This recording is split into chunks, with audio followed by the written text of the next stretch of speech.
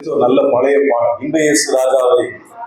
இந்த பாட்டை கேட்டவொன்னே எல்லாருக்கும் என்ன ஞாபகம் வரும் அப்படின்னா, ஏதோ ஒரு முறை என் பிறந்த நாள்ல இந்த பாட்டை நான் பாடுறது ஒரு மூத்த ஊழியர் எனக்கு கடிகடின்னு கடிச்சிட்டாரு. ஏன் பிறந்த நாள் நீ போய் இந்த பாட்டை பாடுறாரு? உண்மையாகவே உங்களை பாராட்டுகிறேன். நல்ல பழைய பாடல் ஆராதனையில ஒரு ஆர்ப்பாட்டம் இல்லாத, உணர்ச்சி வசப்படுத்தாத, கர்த்தரை சேரக்கூடிய நல்ல கிருபை நிறைந்த வார்த்தைகளை சொல்லி கர்த்தரை ஆராதிக்கக்கூடிய பாடல்களை நீங்க பாடுறீங்க.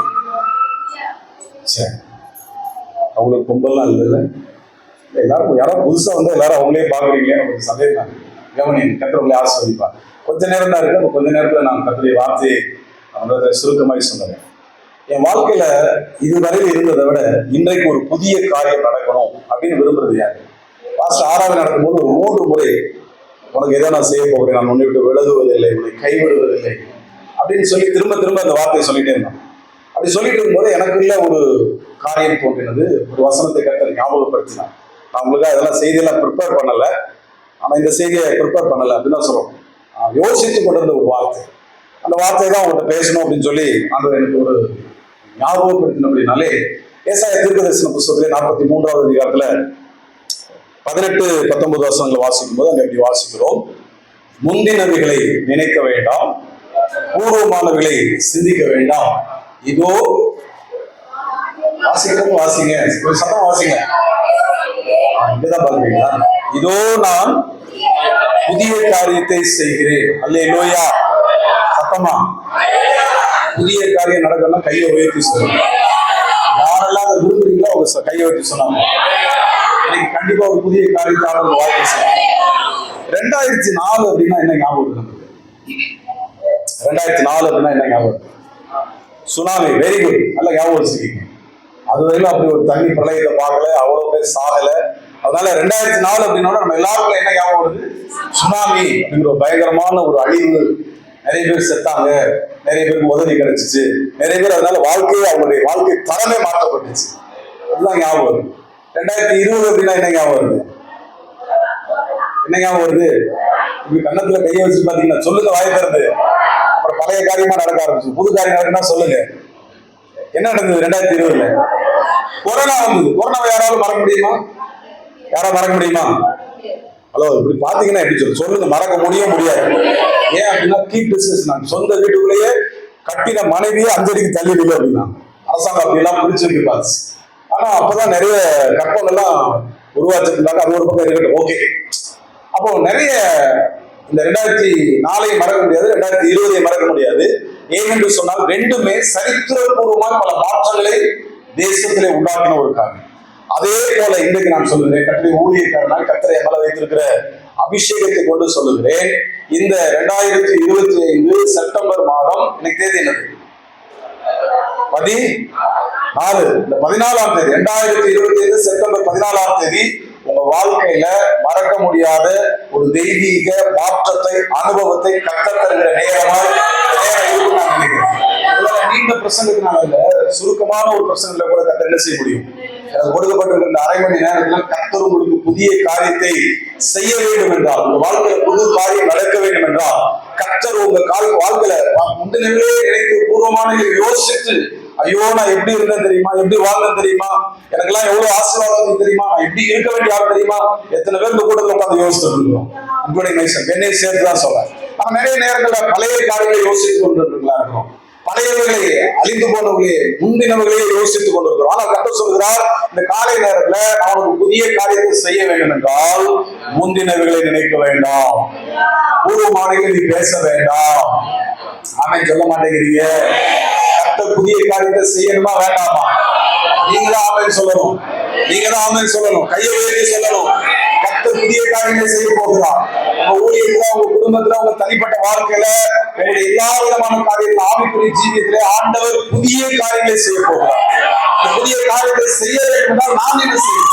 ஆண்டவர் விரும்புகிற ஒரு சில காரியங்கள். சங்கீதத்தின் புத்தகம் 34வது சங்கீதத்திலே வாசிக்கும் போது 1வது வசனத்தை வாசிக்கும் போது இப்படி வாசிக்கிறோம்: கர்த்தரை நான் எக்காலத்திலும் ஸ்தோத்தரிப்பேன், அவர் துதி எப்பொழுதும் என் வாயிலே இருக்கும். ஆமென் சொல்லுங்க. அல்லேலூயா.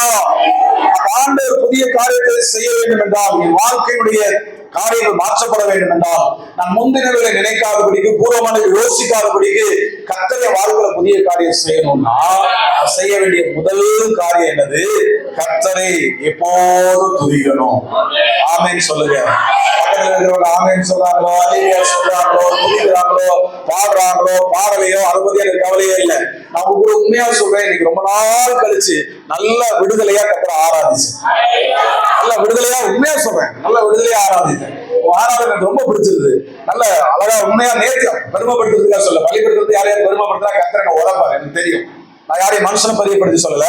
ரொம்ப நாள் கழிச்சு ஆத்மார்த்தமா கர்த்தரோடு கூட சேரக்கூடிய அளவுக்கு பழைய பாடல்கள் புது பாட்டு என்ன வரினே தெரியாம நல்ல அப்படியே வார்த்தையோடு இணைந்து அந்த வார்த்தையோடு சேர்ந்து கர்த்தரை ஆராதிப்பதற்கு கர்த்தரை உண்மை கொடுக்கும். நாம பார்த்து கேட்கிறேன், எத்தனை பேர் உண்மையா கர்த்தரை ஆராதிச்சு? புது காரியம் நடக்கணும், புதுசு நடக்கணும், ஆசீர்வாதம் வரணும் அப்படி நினைச்சுதான் கத்துக்கு வரும். ஆனால் நம்முடைய வாழ்க்கையில ஆராதிக்கிறதுல என்ன மாற்றம் வரும்? பழைய கவலை, வீட்டுக்கு போனோம்னு என்ன நடக்க போகுதுன்னு தெரியல, அந்த பிரச்சனைக்கு என்ன செய்யறது, இந்த பிரச்சனைக்கு என்ன செய்யறது, அது எப்படி நடக்கும், இது எப்படி நடக்கும், இதை நினைச்சுக்கிட்டே இந்த பலிபீடத்தில் பெரியவராய் இருக்கிற, இந்த பலிபீடத்தில் சிங்காசனம் அமைத்து அமர்ந்திருக்கிற இயேசு பெரியவர் என்பதை மறந்து விடுகிறார். புதிய காரியத்தை செய்வதற்கு அவர் வல்லமையுள்ள தேவன் என்பதை மறந்து விடுகிறார். தாவீது சொல்லுகிறார், தாவீதுடைய வாழ்க்கையில் ஒரு பெரிய காரியத்தை, புதிய காரியத்தை ஆர்வம் செய்யப்போம். இவர் எப்படிப்பட்டவர்? ஆடுகளை மேய்த்துக் கொண்டிருக்கிறார். நான் ரொம்ப சுருக்கமா சொல்றேன், ஆடுகளை மேய்த்துக் கொண்டிருக்கிறார். குடும்பத்தால ஒதுக்கப்பட்டவர், வீட்டுல இடம் இல்ல, ஊருக்கு ஒதுக்குப்புறத்துல ஆடுகளோடு கூட தங்கக்கூடிய ஒரு அனுபவம் நிறைந்த மனிதன். அவர் பிறந்ததுல இருந்தே வீட்டுல கிடையாது. உங்களுக்கு தெரியுமா? அது தாவீதை பார்த்து நம்ம நிறைய பேசிட்டு இருக்கிறோம், தாவீதை பத்தி நிறைய சொல்லிட்டு இருக்கிறோம். ஆனால் இந்த தாவீதுடைய வாழ்க்கையில அவன் ஒதுக்கப்பட்ட ஒரு வாழ்க்கை. அப்ப பாருங்க, அந்த தேசத்துக்கு ஒரு தீர்க்கதரிசியை, அரசனை தெரிந்தெடுப்பதற்காக, ஆளுகை செய்கிற ஒரு மனுஷனை தெரிந்தெடுப்பதற்காக ஈசாயின் வீட்டிற்கு தீர்க்கதரிசி வர, தீர்க்கதரிசி வந்து உட்கார்ந்து காலையில இருந்து அங்க ஒரே கலவரம் நடக்கும். நம்ம ஊர்ல ஒரு சின்ன விசேஷம் நடந்தாவே காலையில நினைச்சுவாங்க எல்லாரும் என்ன செய்வாங்க? நம்மள மாதிரி உட்கார்ந்து இருப்பாங்க, பரபரப்பா, அழகா சொல்லி பரபரப்பா இருப்பாங்க, ஒரே பரபரப்பா இருக்கும். சாமியான என்ன, பிரியாணி என்ன, அவர் என்ன, சிக்கன் என்ன, மட்டன் என்ன, அப்படியா அப்படியா. இதுல பாத்தீங்கன்னா பெரிய தீர்க்கதரிசி வந்து யாரு? பெரிய தீர்க்கதரிசி வர போகிறார் இஸ்ரவேல் சமஸ்தானத்துக்கு ராஜாவை தெரிந்தெடுப்பதற்கு. ஆமென். யாருக்கு? யாருன்னே தெரியல. இப்ப எல்லாரையும் கூட்டு உட்கார வைக்கிறாங்க, ஒவ்வொரு ஆளா கூட்டு, வா வா வா, நீதான் ராஜாவா போற, ராஜாவா போறன்னு சொல்லி எல்லாரையும் அந்த அரையாசனத்துல, சிங்காசனத்துல உட்கார வைத்து தீர்க்கதரிசி அபிஷேக குப்பியை எடுத்து ஒவ்வொருத்தருடைய தலையை வைத்து ஜெபம் பண்ணி, இவர்தான் இவர்தான் இவர்தான். எத்தனை பேர் உட்கார வச்சாச்சு? 7 பேரை உட்கார வச்சாச்சு. 7 பேரை நல்ல கவனமா கவனிங்க. எத்தனை பேரை? 7 பேரை உட்கார வச்சாச்சு. இப்போ ஒருத்தரை கர்த்தர் தெரிந்து கொள்ளவில்லை. தீர்க்கதரிசி அவரை பார்த்து கேட்கிறார், தகப்பனை பார்த்து கேட்கிறாரு, உனக்கு பிள்ளைகள் இவ்வளவுதானா அப்படின்னு. உடனேதான் இவங்களுக்கு என்ன ஞாபகம் வருது? ஓ, நம்ம வீட்டுல ஒருத்தர் இருக்கான். யாரு? தாவீது. அவன் எங்க இருப்பான்? ஆடுகளை வைத்துக் கொண்டிருப்பான். அவன் ஒண்ணுக்கு லாயக்கு இல்ல, அவனுக்கு அரசனாவதுக்கு தகுதி இல்ல, அவன் நாட்டு ஆடுறதுக்கு தகுதி இல்ல, அவன் மனுஷனாவே மதிக்கப்படுவதற்கு தகுதி இல்லாத ஒரு மனுஷன் என்று சொல்லி கணக்கிலே சேர்க்கப்படாத தாவீது காட்டுக்குள்ள உட்கார்ந்து என்ன செய்துட்டு இருந்தாரு? அப்படியா? நீங்க ஆடுதான் மேய்க்கிற அதே பார்வையில இருங்க. இவர் ஆடுகளை கொண்டு போய் விட்டுட்டு என்ன செய்தாருன்னா, கர்த்தரை துதிக்கிற மனுஷன். ஒதுக்கப்பட்டாலும், அவமானப்படுத்தினாலும், சேர்த்துக்கலனாலும், ஒண்ணுமே நடக்கலனாலும், யார் கூட இருந்தாலும், கூட இல்லைனாலும், பக்கத்துல இருக்க பாடினாலும், பாடலனாலும், விசுவாசி நல்ல சேலை கட்டிட்டு வந்தாலும், நான் கிழிஞ்சு போன சேலையை கட்டிட்டு வந்தாலும், ஒரு வசதி இல்லாமல் அதை பத்தி கவலை இல்லை. தாவீதுடைய மைண்ட்ல என்ன இருக்குன்னா, கர்த்தரை நாளை காலத்தில். ஆமென் சொல்லுங்க. சத்தம் அந்த பக்கம் கையை உயர்த்தி சொல்லுங்க. ஆமென். சொல்லுங்க, கையை உயர்த்தி தைரியமா சொல்லுங்க. நல்ல வார்த்தை. ஆமென். இப்ப தாவீது பாருங்க, மறக்கப்பட்டவன், ஒதுக்கப்பட்டவன், எல்லாராலும் கைவிடப்பட்டவன். இவனை கர்த்தர் தெரிந்து கொண்டு இவன் வாழ்க்கையில ஒரு புதிய காரியத்தை செய்ய. ஒருவேளை இந்த காலை நேரத்தில் அவமானப்படுத்தப்பட்ட சூழ்நிலையோடு, வேதனையோடு, எனக்கு யாருமே இல்லாண்டவர், எல்லாரும் என்னை கைவிட்டாங்க, எனக்கு உதவி செய்யறதுக்கு ஒருவருமே இல்லை, நான் வாழ்க்கையில எப்படி உயர போகிறேன்னு தெரியல அப்படின்னு இந்த ஆராதனைக்கு நீங்க வந்துருந்தீங்கன்னா, கர்த்தர் சொல்லுகிறார், அவன் புதிய காரியத்தை செய்ய. தாவீதின் வாழ்க்கையில புதிய காரியத்தை செய்த கர்த்தர் இன்னைக்கு காலை நேரத்துல கர்த்தரை உண்மையாய் துதிக்கிற, கர்த்தருடைய சமூகத்தில் அமர்ந்து அவருக்கு ஆராதனை செய்கிற ஆராதனை ஸ்தலத்திலே அவரை மகிமைப்படுத்துகிறார். எல்லாருடைய வாழ்க்கையிலையும் அவர் புதிய காரியத்தை செய்கிறார். யாருக்கெல்லாம் புது காரியம் நடக்கணும்? புதுசா ஏதாவது நடக்கணும் விரும்புறீங்களா? உங்க தொழில ஒரு புது மாற்றம் வரும், வாழ்க்கையில ஒரு புது மாற்றம் வரும், வாழ்க்கையில ஒரு புதிய மாற்றத்தை, புதிய காரியத்தை ஆண்டவர் இந்த காலையிலே செய்வதற்கு உங்களோடு பேசிக் கொண்டிருக்கிறார். என்ன செய்யணும்? முதல் காரியம் என்ன செய்யணும்? கர்த்தரை துதிக்கணும். எந்த சூழ்நிலையிலும் கர்த்தரை துதிக்கணும். எந்த சூழ்நிலையும் கர்த்தரை உயர்த்தணும். எந்த சூழ்நிலையை கர்த்தரை மகிமைப்படுத்த வேண்டும். கர்த்தரை மகிமைப்படுத்துகிற வேதம் சொல்கிறது, நாமத்தை பிரஸ்தாபப்படுத்துகிற எந்த ஸ்தானத்திலும் முன்னெடுத்து வந்து நான் உன்னை ஆசீர்வதிப்பேன். இது நமக்கு கொடுத்திருக்கிற வாக்கு. ஆண்டவர் எங்கெல்லாம் உயர்த்துறோமோ, எங்கெல்லாம் மகிமைப்படுத்துறோமோ. தாவீது பாருங்க, ஒதுக்கிட்டாங்களே கவலைப்பட்டு கண்ணீர் விட்டு மூக்க சிந்திட்டு உட்காந்து ஒரு ஓரமா அழுதுட்டு இருக்கல. அவர் காடுகளுக்குள்ள போனாலும் ஒதுக்கப்பட்ட சூழ்நிலை கர்த்தரை துதித்தார், கர்த்தரை மகிமைப்படுத்தினார். விசுவாசிகள் என்பது பெரிய விஷயம் இல்ல. ஞாயிற்றுக்கிழமை மாத்திரம் ஆலயத்துல வந்து உட்கார்ந்து இருக்கிறது, கர்த்தரை ஆராதிக்கிறது பெரிய விஷயம் இல்ல. எந்த காலத்திலும், எந்த நேரத்திலும், எந்த சூழ்நிலையிலும் கர்த்தரை ஆராதிக்க பழக வேண்டும். நிறைய பேரை பார்த்து கேட்டா சொல்லுவாங்க, நாங்க இன்னைக்கு 1000 ஸ்தோத்திர பலி சொல்லிட்டோம். பாவம் ஆலங்கால் மாமாவும் சோபியா அக்காவும் என்ன டிவியில, ஆசீர்வாத டிவியில உட்கார்ந்து அவங்க 1000 ஸ்தோத்திரம் சொல்லுவாங்க. இவங்க பாத்திரம் கழுவுவாங்க, சமையல் காய் வெட்டுவாங்க, துணி துவைப்பாங்க, வீடு கூட்டுவாங்க, பெருக்குவாங்க, எல்லாத்தையும் செஞ்சுட்டு அந்த ஸ்தோத்திரத்தை காதுல கேட்டுட்டு ஒரு திருப்தி. என்ன திருப்தி? 1000 ஸ்தோத்திரம் சொல்லியாச்சு. இது நான் நல்ல காரியம், நல்ல காரியம் கிடையாது. நிறைய பேர் புக்கை பார்த்து எடுத்து, புத்தகத்தை எடுத்து 1000 ஸ்தோத்திரம் படி புத்தகத்தை எடுத்து நாங்க அதை வாசித்தோம், 1000 ஸ்தோத்திரம் சொல்லிட்டோம் அப்படின்னு சொல்லி என்ன செய்யறோம்? மனதிலே திருப்தி அடைந்து கொள்கிறோம். இது சரியா? உள்ளத்தின் ஆழத்திலிருந்து வர வேண்டும். ஸ்தோத்திரம் பலிங்கிறது யாரோ ஒருத்தர் எழுதின புக்கை பார்த்தல, ஏதோ டிவியில வரணும். வசனம் சொல்லுது, நீங்க வாசிக்கும் போது, அந்த 43 வாசிக்கும் போது, இந்த ஜனத்தை எனக்கென்று ஏற்படுத்தினேன், இவர்களின் துதியை சொல்லி வருவார்கள். அவர்களுக்கு தான் புதிய காரியம். யார் கர்த்தரை துதிக்கிறாங்களோ, யார் கர்த்தரை மகிமைப்படுத்துறாங்களோ, அவர்களுக்கு தான் ஆண்டவர் புதிய காரியத்தை செய்வார். நாளை நேரத்துல ஆண்டவர் உங்க வாழ்க்கையில, ஒதுக்கப்பட்டிருக்கிற உங்க வாழ்க்கையில புதிய காரியத்தை செய்வதற்கு அவர் ஆயத்தமாக இருக்கிறார். நீங்க பெற்றுக்கொள்ள வேண்டும் என்றால் அவரை துதிக்கிறார். இரண்டாவது ஒரு காரியம் வாசிப்போம். தானியேலுடைய புத்தகத்திலே 17வது 18வது வசனத்தை வாசிக்கும் பொழுது, தானியேல் 17 18 வசனம் வாசிக்கும் போது அங்கே இப்படி வாசிக்கிறோம். சீக்கிரம் வாசிங்க. நாங்கள் இடைவிடாமல் ஆராதிக்கிற எங்கள் தேவன் எங்களை தப்புவிக்க வல்லவராய் இருக்கிறார். ராஜாவாகிய எரிகிற அக்கினி ஜுவாலைக்கும் ராஜாவாகிய உடைய கைக்கும் நீங்களாக்கி விடுவிப்பார். விடுவியாமல் போனாலும் என்ன செய்வதில்லை? உம்முடைய தெய்வத்துக்கு ஆராதனை செய்வதும் இல்லை, நீ நிறுத்திருக்கிற பொருட்களை பணிந்து கொள்வதும் இல்லை என்று என்கிறது ராஜாவாகிய உமக்கு தெரிந்திருக்க கடவுள். நிறைய பேர் கொட்டாவி விட்டுட்டே இருக்கீங்க, நல்லா தூங்கலன்னு நினைக்கிறேன். கத்த நல்லது அல்லேலூயா, சத்தமா வாழ்த்துன்னு சொல்லுங்க. இரண்டாவது, உங்க வாழ்க்கையில ஆண்டவர் புதிய காரியத்தை செய்ய வேண்டும் என்றால், புது காரியத்தை ஆண்டவர் உங்க வாழ்க்கையில செய்ய வேண்டும் என்று சொன்னால், இந்த சாத்ராக், மேஷாக், ஆபேத்நேகோ இது 3 பேருக்குள்ள வைராக்கியத்தின் ஆவி வெளிப்பட வேண்டும். கர்த்தர் உங்களுக்கு புதிய காரியம் செய்யணும்னா என்ன செய்ய வேண்டும்? இந்த 3 பேர் மேல இருக்க அந்த வைராக்கியத்தின் ஆவி. அவங்க சொல்றாங்க பாருங்க, ராஜாவாகிய நேபுகாத்நேசர் உங்களுக்கு தெரிந்திருக்கணும், நீர் விடுவித்தாலும் விடுவிக்காமல் போனாலும் நீர் நிறுத்தி இருக்கிற பொருட்களுக்கு நாங்கள் என்ன செய்வதில்லை? ஆராதனை செய்வது இல்லை. யாருடைய வாழ்க்கையில் ஆண்டவர் புதிய காரியத்தை செய்வார்? யாருடைய வாழ்க்கையில் ஆண்டவர் புதிய காரியத்தை செய்வார்? காரியங்கள் மாறும் என்று சொன்னால், இந்த 3 பேரை போல கர்த்தருடைய நாமத்திற்கென்று வைராக்கியமாய் இருக்கிறவருடைய வாழ்க்கையில் ஆண்டவர். ஆமென் சொல்லுங்க. எப்படிப்பட்ட வைராக்கியம்? ஞாயிற்றுக்கிழமை சொந்தக்காரங்க மாமா மச்சா கல்யாணம் வச்சுட்டா அதுக்கு போகாம நீங்க சொல்லி முடியுங்க, புரியலையே. எப்படி புதிய காரியத்தை ஆண்டவர் செய்வார்? ஞாயிற்றுக்கிழமை கரிசோர்னா ஆராதனை மறந்துடுது, பாட்டு மறந்துடுது, எல்லாம் மறந்துடுது, கிளம்பிடும். ஆனா இவங்க பாருங்க, பயங்கரமான ஒரு சத்தம் சாதாரணமாய் சூடாக்கப்படுவதை பார்க்கலாம் எத்தனை மடங்கு? 7 மடங்கு சூடாக்கப்படுகிறது. சாதாரண சூழ்நிலை பார்க்கும் 7 மடங்கு அவருக்கு விரோதமான சூழ்நிலை. சொன்னார் ஆராதனையில, யார் நமக்கு எதிர்த்து நின்றாலும் பரவாயில்ல. அப்பதான் இந்த வார்த்தை எனக்கு கொடுத்துறாங்க, யார் நமக்கு விரோதமா எழுப்பினாலும் பரவாயில்ல. கர்த்தர் சொல்றா, நீ ஆண்டவருடைய சமூகத்தை பாதத்துல உட்கார்ந்து ஜபம் பண்ணி கர்த்தரை ஆராதிக்கிறது, ஆராதனை செய்து என் நாமத்தின் மேல வைராக்கியமா இருப்பேன்னு சொன்னா உடனே நான் புதிய காரியம் செய்வேன். ஏன் புதிய காரியம் நடக்கல? நம்ம தொடர்ந்து ஆராதனை செய்து கொண்டேதான் இருக்கிறோம்.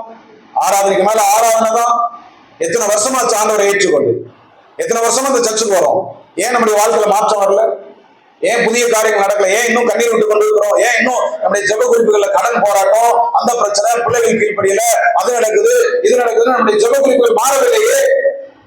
ஜெப மாறாததுக்கு என்ன காரணம்? நம்முடைய சொந்த காரியங்களை குறித்து யோசித்துக் கொண்டிருக்கிற காரணம் என்ன அப்படின்னா, கர்த்தர் மேல வைக்க வேண்டிய நம்பிக்கையை, வைராக்கியத்தை இன்னும் நான் வைக்கவில்லை. இருக்கிறார் பாருங்க பாலவங்க, பல வருஷமா எனக்கு அவருக்கு தெரியும். அவர் இந்த சர்ச்சை விசுவாசம் ஒரு வாரத்துக்கு மாதிரி தான் எனக்கு தெரியும். பாருங்க, அவர் சொன்னார், அவர்கிட்ட பேசிக்கும் போது அவருடைய காரியங்கள் எல்லாம் சொன்னார். அவர் எவ்வளவு வைராக்கியமா, ஒரு சிலர் பாருங்க, கர்த்தருடைய சமூகத்துல யாரெல்லாம் வைராக்கியமா இருக்கிறாங்களோ அவங்க வாழ்க்கை ஆண்டு புதிய உங்க ஊழியக்காரருடைய தகப்பனாரோடு கூட எனக்கு பல வருஷங்களுக்கு முன்னால, நான் சொல்றது 96, 97 அந்த காலங்கள்ல அவர் விக்கிரமங்கலத்துல முழுகிற வச்சவன். அப்ப அடிக்கடி செய்திக்கு நான் தான் போவேன். அந்த காட்டுக்குள்ள போய் முழுகிற வச்சவன் நடத்துவோம். அங்க நடத்தணும்னு அவசியம் இல்லை. வர ஊழியக்காரங்களுக்கெல்லாம் காலையில சுட சுட இட்லி சாம்பார், எல்லாருக்கும் காணிக்க, எல்லாருக்கும் பாத்தீங்கன்னா நிறைய பாத்தீங்கன்னா ஒரு ஊழியக்காரன் கூட்டமே பெரும் கூட்டம் வரும். அப்படி எல்லாம் சேர்ந்து ஜெபம் பண்ணுவோம். ஏன் அப்படின்னா, நல்லா கவனிங்க, கர்த்தருடைய நாமத்துக்கு மேல இருந்த வைராக்கியம் தான் எல்லாம் ஊழியத்துக்கு அதிபதிகளாக மாற்றி. நல்லா கவனிக்க வேண்டும். இந்த 3 பேரும் தன்னுடைய வாழ்க்கையிலே புதிய காரியம் நடப்பது. ராஜாவுடைய நிலைமை நினைவு என்ன? எப்படியாவது இவர்களை இதோடு கூட என்ன செய்து விட வேண்டும்? அழித்து விட வேண்டும். சாதாரணமா பிரச்சனை கிளம்பல, 7 மடங்கு பிரச்சனை. உங்க வாழ்க்கையில 7 மடங்கு பிரச்சனை இருக்குன்னா, இன்னைக்கு இந்த 6ஆவதுல ஒரு தீர்மானம். என் வாழ்க்கையில நான் முந்தின எதையும் நினைக்க மாட்டேன். பூர்வமானது யோசி, நான் அப்படி இருந்தா இப்படியா இருந்திருக்கும், சர்ச்சுக்கு போய் என்னத்தை கண்டேன், இந்த வார்த்தையெல்லாம் வரக்கூடாது. இயேசுவை தேடி என்னத்தை கண்டேன் இன்னும் யோசிச்சுட்டு இருந்தீங்கன்னா புதிய காரியம் செய்ய முடியாது. உங்க பக்கத்துல பேசுறேன். நான் ஒரு பாட்டி எங்க சர்ச்சில் இருக்கிறாங்க. ஒரு முறை அவங்களை பார்த்து எப்படி இருக்கீங்க அப்படின்னு அவங்க சொன்னாங்க, ஏதோ இருக்கு ஐயா. எனக்கு கோவம் வந்துருச்சு.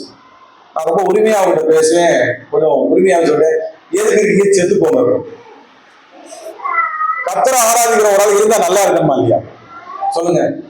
இந்த ஏதோ இருக்கிறேன், ஏதோ வாழ்ந்துட்டு இருக்கேன், இந்த வார்த்தையில வரக்கூடாது. புதிய காரியத்தை ஆண்டு செய்ய முடியாது. அப்ப நான் சொல்லணும், நீ எவ்வளவு வேணாலும் எதிரி எழுப்பட்டும், எவ்வளவு பெரிய அதிகாரங்கள் வேணாலும் எழுப்பட்டும், எவ்வளவு வேணாலும் சட்டம் போட்டு படக்கணும்னு நினைக்கட்டும், ஆனா நான் ஆராதிக்கிற தேவன் எப்படிப்பட்டவர் எனக்கு தெரியும். இல்லாமல் போனாலும் எங்களை விடுவிப்படுத்தி வல்லமை தேவன்.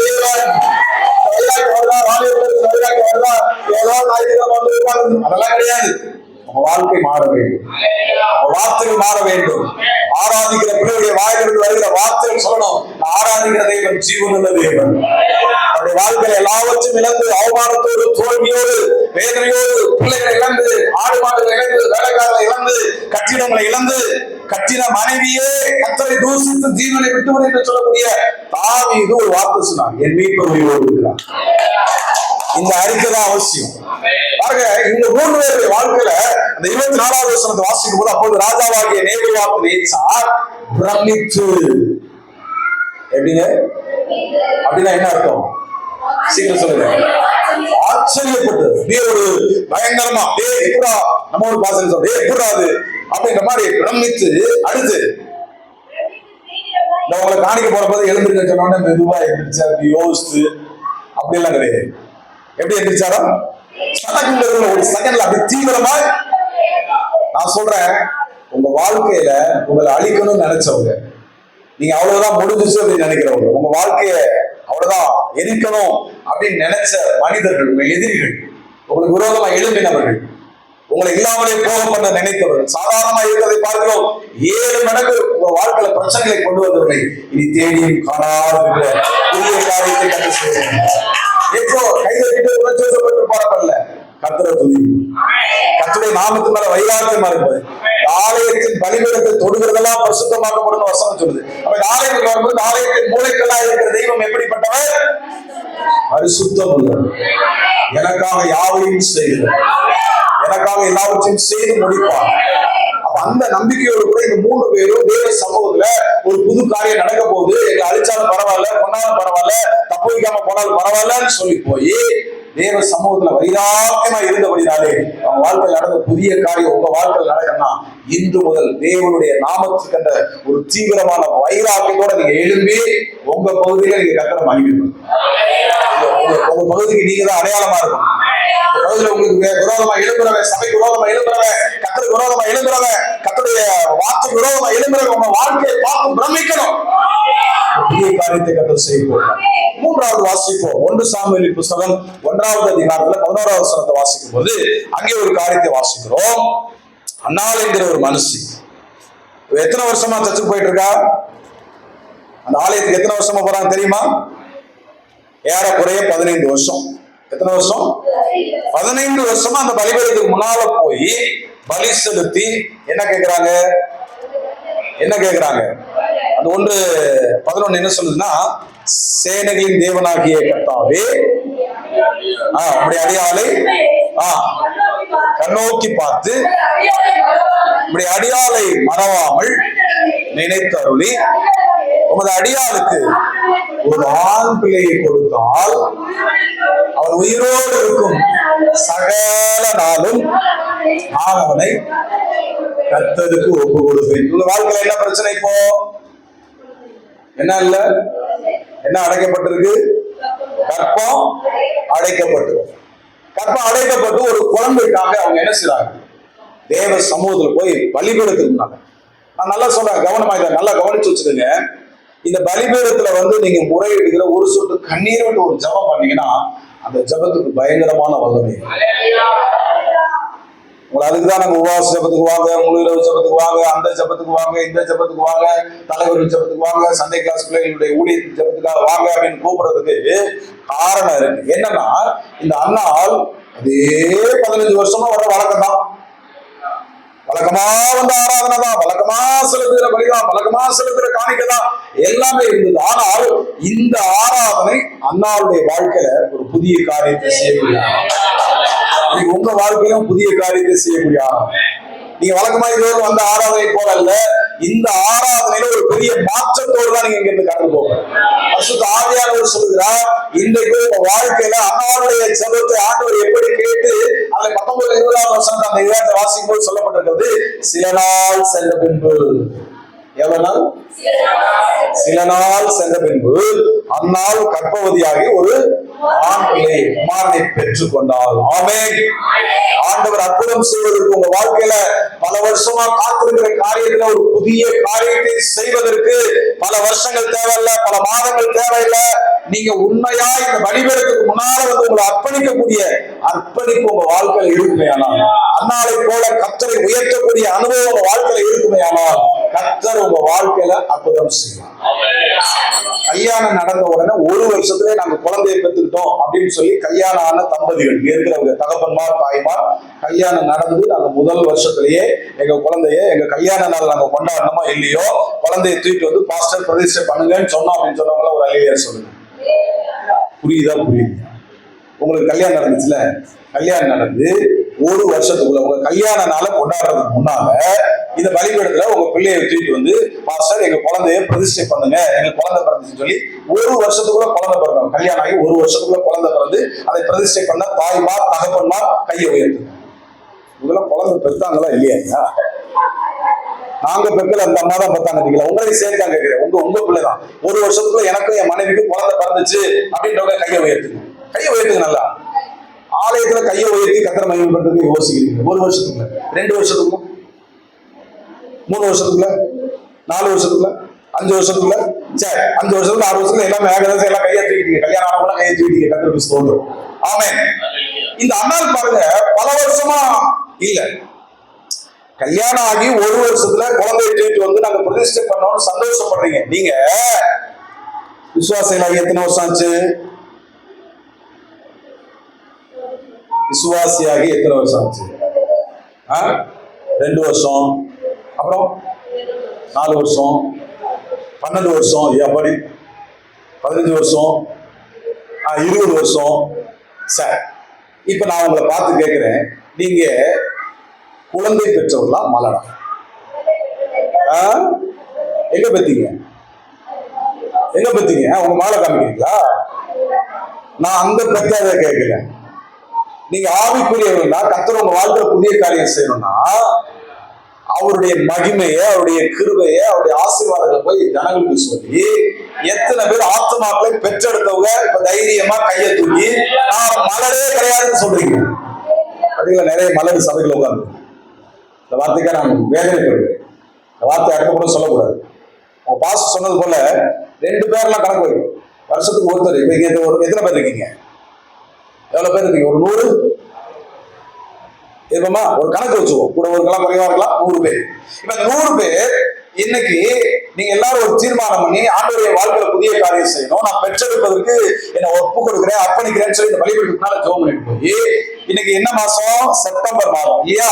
இந்த செப்டம்பர் மாதத்துல இருந்து ஆரம்பிச்சு ஒரே ஒரு ஆள், நீங்க 100 பேருக்குலாம் சொல்ல வேண்டாம், 1000 பேருக்குலாம் அப்படியே நாங்க பெரிய படமுயற்சி கூட்டம் நடத்தி தோத்து போய் தான் நிறைய வேதனையோட தான் சொல்றேன்.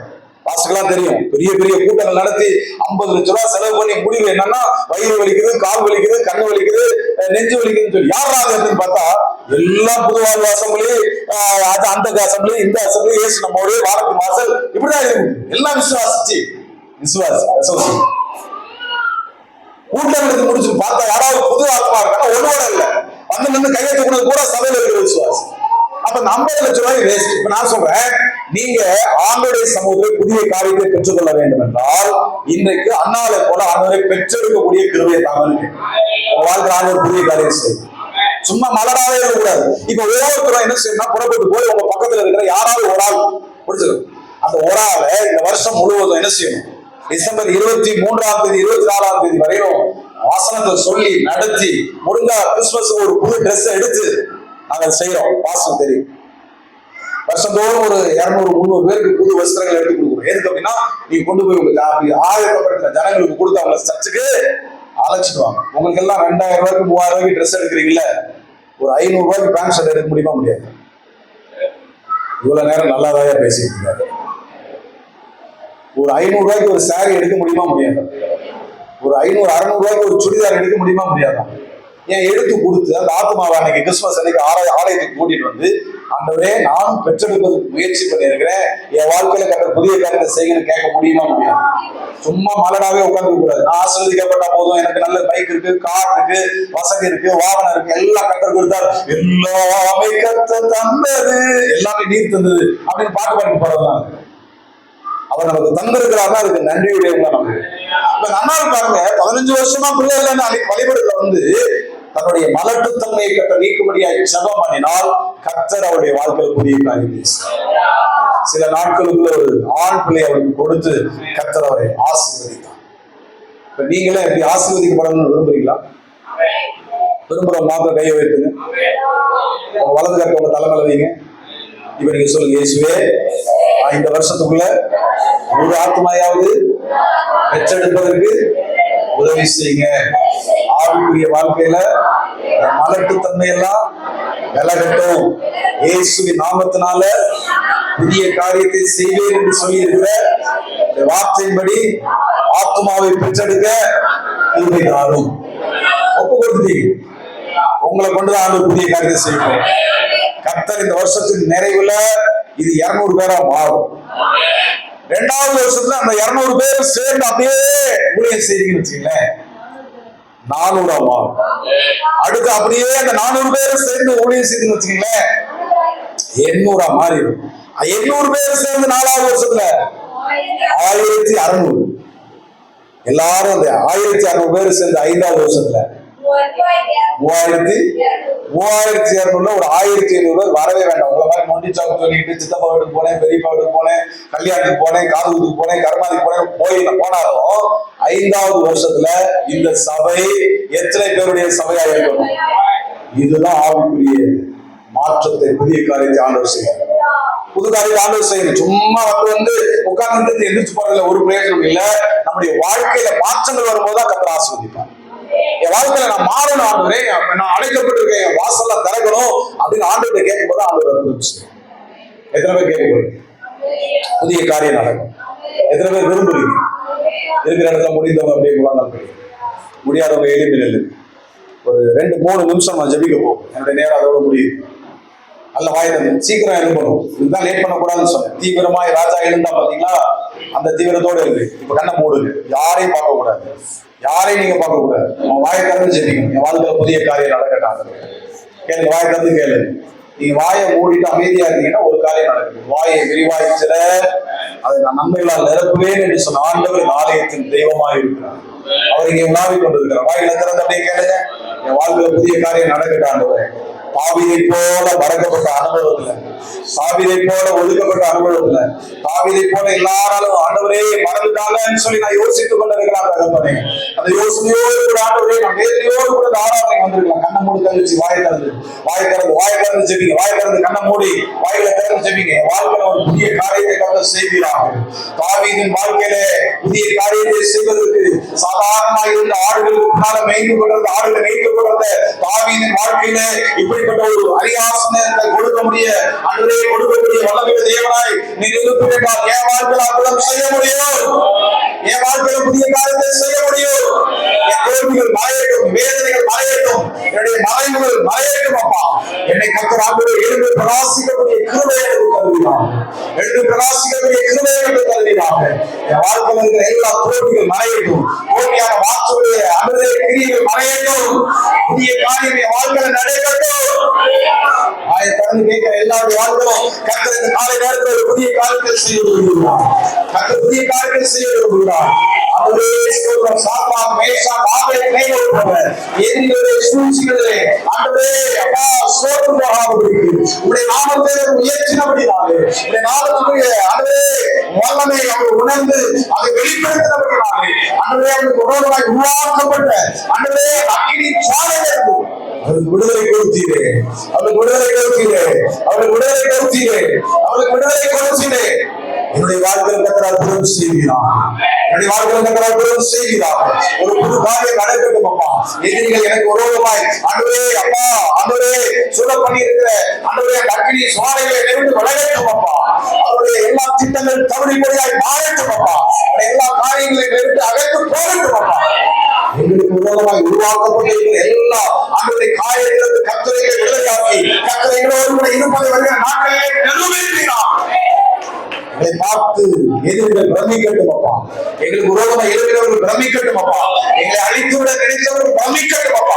புதிய காரியத்தை எங்கள் வாழ்க்கையில் செய்கிறார்கள், புதிய காரியத்தை எங்கள் வாழ்க்கையில் செய்கிறார்கள், புதிய காரியத்தை எங்கள் வாழ்க்கையில் செய்கிறார்கள். புதிய காரியத்தை எதிர்பார்த்து வழிபடுவதற்கு முன்னதாக அண்ணாவை போல ஆண்டவரே எங்களை அர்ப்பணிக்கிறோம், எங்களை ஒப்புக்கொள்கிறோம். சேனைகளின் தேவனாகிய கர்த்தர் என்று சொல்லி உம்முடைய நாமத்தை நாங்கள் உயர்த்துகிறோம் அப்பா. புதிய காரியம் நடக்கட்டும். அண்ணாவுடைய வாழ்க்கையில் அடைக்கப்பட்ட ஆண்டவரே வாசல் எப்படி திறந்தது, கற்பம் எப்படி திறந்ததோ அதே போல எங்களுடைய வாழ்க்கையில் அடைக்கப்பட்டிருக்கிற எல்லா காரியத்திலும் கர்த்தர் ஆண்டவரே திறக்கக்கூடிய கரத்தை வைக்கிறார். சில நாட்களில் நடக்கட்டும். பல வருஷமாய் காத்திருந்து வேதனைப்பட்டு கண்ணீரோடு காத்திருக்கிற காரியங்களிலே சில நாட்களுக்கு அற்புதம் நடைபெறும் அப்பா, சில நாட்களுக்கு அற்புதம் நடைபெறும். திருமண தடைகள் நீங்க அற்புதம் நடைபெறும். அடைக்கப்பட்டிருக்கிற கற்பம் இயேசுவின் நாமத்தினாலே திறக்கப்படட்டும். ஆவிக்குரிய விதத்தில் ஆத்துமாக்களை ஆதாயம் பண்ண முடியாதவரை அடைக்கப்பட்டிருக்கிற ஆவிக்குரிய கற்பத்தை திறக்கப்படட்டும். பயன்படுத்துவோமா? எங்களுக்கு வேண்டிய கிருபையை தாரும். கடன் போராட்டங்கள், பிரச்சனைகள், வேதனைகள், கண்ணீர், ஆண்டவரே நெருக்கங்கள், இப்படியாக நாங்கள் என்னென்ன காரியத்தை அடைக்கப்பட்ட நிலைமையில் கிடக்கிறோமோ அந்த அடைப்புகளை இயேசுவின் நாமத்தினால இப்பொழுதே விடுதலையை தரும். எப்படி செய்வதற்காக கருத்தை அர்ப்பணித்தோம். இதோ நான் புதிய காரியத்தை செய்ய முந்தினவர்களை நினைக்க வேண்டும், பூர்வமானவர்களை யோசிக்க வேண்டும். இதுவரை உங்க வாழ்க்கையில் இருந்த தோல்விகள், இதுவரை உங்க வாழ்க்கையில் இருந்த கண்ணீர் பாதை, இதுவரை உங்களுக்கு இருந்த எல்லா விதமான பிசாசின் பிடிகளை குறித்து யோசிக்க வேண்டும். இதோ நான் புதிய காரியத்தை செய்கிறேன் என்று சொன்னாங்க. நிச்சயமா இந்த நிமிஷத்துல, இந்த நேரத்தில், இந்த ஆராதனையிலே வாழ்க்கை புதிய காரியத்தை செய்கிறேன்.